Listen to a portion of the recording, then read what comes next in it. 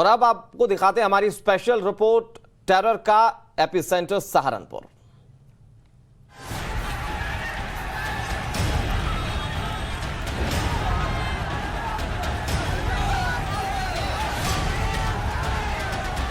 देखिए पत्थर चला रहा है। रांची में दंगा, 1500 किलोमीटर दूर प्लान बना। सर पत्थर चल रहा है सर, हमको कवर में लगा। रांची में पत्थरबाजी, पड़ोसी राज्य में प्लानिंग। सहारनपुर से 12 से 15 लोग जो हैं वो 4 जून 7 जून के आसपास गए थे और वहां पर कॉन्स्पिरेसी करने की कोशिश की। 10 जून का तांडव, पश्चिमी यूपी में ट्रेनिंग। इतिहास गवाह है, जब मुसलमान उठा है, कहर लेकर उठा है और इंशाल्लाह इस बार भी उठेगा। दंगा, हिंसा या आतंक, यूपी के एक शहर से कनेक्शन।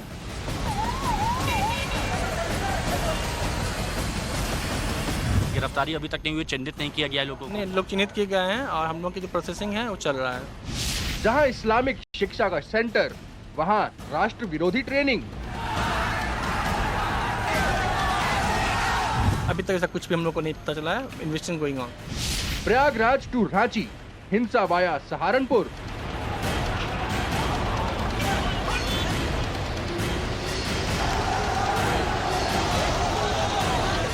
टेरर का एपिसेंटर सहारनपुर। तो यूपी में जुम्मे की नमाज के बाद भड़के हिंसा में पुलिस का एक्शन नॉन स्टॉप चल रहा है और अब तक पूरे यूपी से 319 उपद्रवी गिरफ्तार किए जा चुके हैं। इसमें से 174 लोग सहारनपुर और प्रयागराज से गिरफ्तार किए गए। इस बीच हिंसा को लेकर टाइम्स नाउ नव भारत पर बड़ा खुलासा हुआ है। सूत्र बता रहे हैं कि रांची में हुई हिंसा के तार सहारनपुर से जुड़ रहे हैं। तो क्या जहां इस्लामिक शिक्षा का सबसे बड़ा सेंटर है, वहां से क्यों राष्ट्रीय विरोधी साजिश रची जा रही है? ये रिपोर्ट देखिए आप।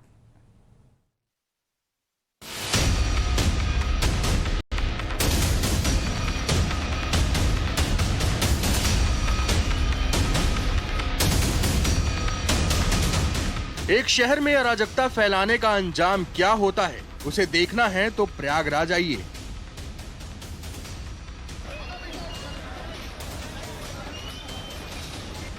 ये तस्वीर उस जावेद पंप के घर की है जिस पर 10 जून को प्रयागराज को अशांत करने का आरोप है, जिस पर पत्थर फेंकने के लिए नाबालिगों को उकसाने का आरोप लगा है। 10 जून को प्रयागराज में जावेद को जो करना था उसने कर दिया। अब बारी थी प्रशासन और पुलिस की। 2 दिन के अंदर आरोपी जावेद के घर बुलडोजर चल गया। जिस दिन प्रयागराज में हिंसा हुई थी, पुलिस पर पत्थरबाजी हुई थी, उसी वक्त ये तय हो गया था कि अब प्रयागराज का गुनहगार बख्शा नहीं जाएगा। ये है जावेद पंप। जावेद को ही प्रयागराज हिंसा का मास्टरमाइंड बताया जा रहा है। रविवार की सुबह बुलडोजर के साथ टीम सीधे करैली इलाके में जावेद के घर के बाहर पहुंची। पुलिस फोर्स ने जावेद के परिवार से घर खाली करने को कहा, लेकिन जब लोग घर के बाहर नहीं निकले तो पीले पंजे ने अपना काम शुरू कर दिया। पहले घर का मेन गेट उखाड़ दिया गया, फिर घर का दरवाजा उखाड़ दिया। आलीशान घर की दीवारों को बुलडोजर की ड्रिलिंग मशीन ने खोखला कर दिया। जिस पर बच्चों से पत्थर चलवाने का आरोप था, प्रशासन ने उसके घर के बाहर ही पत्थरों के ढेर खड़े कर दिए, मानो प्रशासन कह रहा हो कि अब ले जाओ पत्थर।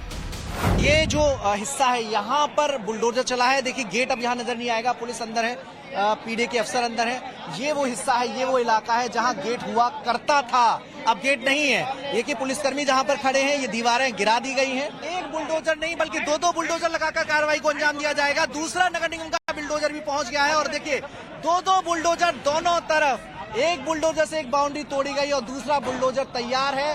तो इस कार्रवाई को कम समय में पूरा करने का एजेंडा लेकर शायद अफसर पहुंचे हुए। एक तरफ प्रयागराज है जहां 10 जून को हिंसा हुई और 2 दिन के अंदर मुख्य आरोपी के खिलाफ बुलडोजर एक्शन हो गया। 10 जून को ही झारखंड की राजधानी रांची में भी दंगे हुए थे। दंगाइयों ने गोली चलाई थी, पत्थर बरसाए थे, लेकिन 2 दिन के बाद पुलिस और प्रशासन की टीम ने प्रेस कॉन्फ्रेंस की, लेकिन ये सिर्फ औपचारिकता निकली।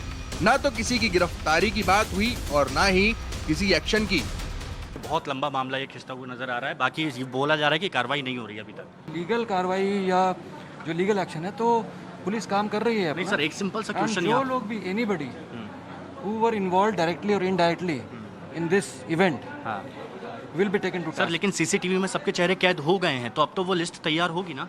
तो वो पुलिस अपना काम कर रही है, इन्वेस्टिगेशन की टीम चल रही है, SIT has been constituted.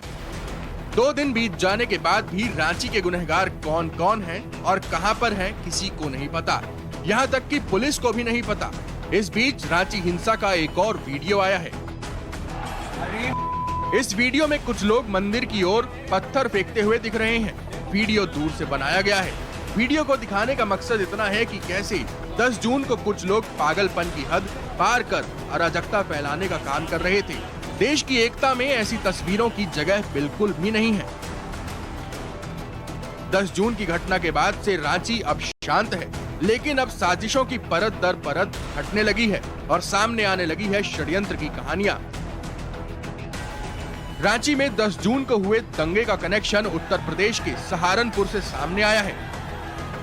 Ranchi और सहारनपुर के बीच की दूरी करीब 1500 किलोमीटर है। आप सोच रहे होंगे कि रांची में हुई हिंसा का सहारनपुर से कैसा कनेक्शन है। ध्यान से सुनिए और समझिए कैसे सहारनपुर से रांची को दहलाने की प्लानिंग का खेल हुआ। सूत्रों के मुताबिक रांची में 10 जून की हिंसा से कुछ दिन पहले पश्चिमी यूपी के सहारनपुर से कई लोग रांची आए थे। ये लोग अलग अलग टीम बनाकर रांची पहुंचे थे। सूत्रों के मुताबिक रांची ट्रेन से आने की बजाय सभी ने बस का सहारा लिया। ऐसा इसलिए ताकि सीसीटीवी में चेहरा रिकॉर्ड न हो सके। 10 जून को रांची में दंगा हुआ था और अब खबर ये आ रही है कि इसकी साजिश 1500 किलोमीटर दूर रांची से सहारनपुर में रची गई थी और ये बताया गया था कि अलग अलग टीम में लोग बाग यहाँ पर पहुंचे थे और इस पूरी साजिश को यहाँ पर अंजाम दिया था, पूरी प्लानिंग के साथ दिया था ताकि वो यहाँ पर साजिश रच भी सके, दंगा फैला भी सके और पुलिस की पकड़ में भी ना आए। सूत्रों के मुताबिक रांची आने के बाद ज्यादातर मुस्लिम युवक रांची में उसी जगह ठहरे थे जिस जगह पर 10 जून को हिंसा हुई। बाहर से आए मुस्लिम युवकों ने स्थानीय युवकों का ब्रेन वॉश किया और हिंसा वाले दिन अपने लोगों को हंगामा करने के लिए फोन किया। इस विषय में टाइम्स नाउ नवभारत संवाददाता हिमांशु दीक्षित ने रांची के जिलाधिकारी छवि रंजन से सवाल किया तो उन्होंने जिले के एसएसपी से जानकारी लेने के लिए कहा। एसडीपीआई का इसमें शामिल होना हो सकता है। सहारनपुर से यहाँ से लोग आए थे बसों के जरिए, फिर बैठक हुई और उसके बाद ये सब हुआ। ये आप एसएसपी साहब से पता कर लीजिए। I don't have that input. यही सवाल जब हमने रांची के एसएसपी शिवेंद्र कुमार झा से किया तो उन्होंने जांच का हवाला देकर बात टालने की कोशिश की। सहारनपुर का कोई कनेक्शन बताया जा रहा है और इसीलिए वो लोग यहाँ पर आए थे बसों के सहारे यहाँ पर। No sir, so far investigation is going on. Sir आप हिंदी में बात करें। तो sir it's not in my any trap in evidence. SDPI का कोई रोल अभी तक ऐसा कुछ भी हम लोग को नहीं पता चला है। Investigation going on. सहारनपुर के एसएसपी ने रांची दंगों के सहारनपुर कनेक्शन के दावों को खारिज नहीं किया। अब सवाल है कि आखिर सहारनपुर से ही रांची में दंगाइयों के आने की बात क्यों हो रही है और सहारनपुर का कनेक्शन क्यों सामने आ रहा है।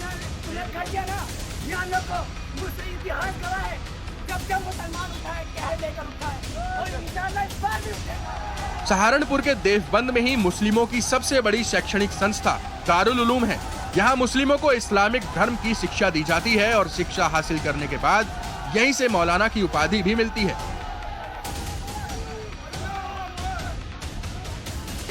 सहारनपुर का देवबंद सिर्फ इस्लामिक शिक्षा के लिए ही नहीं जाना जाता, बल्कि यहाँ से ऐसे कई लोग गिरफ्तार किए जा चुके हैं जिनका काम और नाम देश विरोधी गतिविधियों में शामिल रहा। देश में कहीं आतंकी घटना हो या फिर कहीं दंगे हो, उसका कनेक्शन सहारनपुर से निकल ही आता है। जो वीडियोस में वो बातें कह रहा है, क्या उसके आधार पर और भी कुछ जानकारियां मिल रही हैं? नहीं, अगर देखा जाए तो कोई केवल मुजम्मिल ही नहीं था, अलग अलग ग्रुप के लड़के थे जिनका कोई आपस में कनेक्शन भी नहीं है। मुजम्मिल जो है वो एक पढ़ने वाला लड़का है, मदरसा में पढ़ता है, 18-19 साल का होगा। वो एक जगह एक लड़कों के ग्रुप को, जो भी सब बहुत छोटे बच्चे उसमें, सबको उकसा रहा है, प्रोटेस्ट के लिए कह रहा है कि हमें जो है इसके विरोध प्रदर्शन करना चाहिए, प्रोटेस्ट में शामिल होना चाहिए, सभी लोग चलिए प्रोटेस्ट में चलिए, वो इस तरह की बातें कर रहा है। 10 जून को रांची में हुई हिंसा का भी सहारनपुर से कनेक्शन सामने आया है। हालांकि सहारनपुर पुलिस को अभी भी रांची पुलिस से किसी तरह की जानकारी नहीं मिली है। सलमान का अगर देखा जाए तो मुजम्मिल से कोई कनेक्शन नहीं है। सलमान अलग से पोस्टर छपवा के और जिसमें लिखा था नुपुर शर्मा को फांसी दो, गिरफ्तारी करो, उसको जगह जगह चिपका रहा है। उसका अलग तरह का प्रोटेस्ट है और सड़क पे उसको चिपका रहा है ताकि लोग आने जाने के पैर के नीचे वो पड़े। तो इस तरह के उसको भी गिरफ्तार किया गया। देश और प्रदेश में हुई कई आतंकी गतिविधियों का कनेक्शन सहारनपुर से मिलता रहा है। अब तक सहारनपुर या देवबंद से जुड़े कई संदिग्धों की गिरफ्तारी भी हुई है। देवबंद के टेरर कनेक्शन को देखते हुए इसी साल के शुरुआत में मुख्यमंत्री योगी आदित्यनाथ ने देवबंद में एंटी टेररिस्ट स्क्वाड की कमांडो ट्रेनिंग सेंटर का शिलान्यास किया था। अगर देश के खिलाफ साजिश करोगे, हमारे नागरिकों की सुरक्षा के लिए खतरा बनोगे, तो हमारे कमांडो तुम्हें निकाल करके कहीं भी छुपोगे, ओसामा बिन लादेन की तरह कहीं भी छुपे रहोगे तो भी निकाल करके तुम्हारा काम तमाम करने का कार्य करेंगे।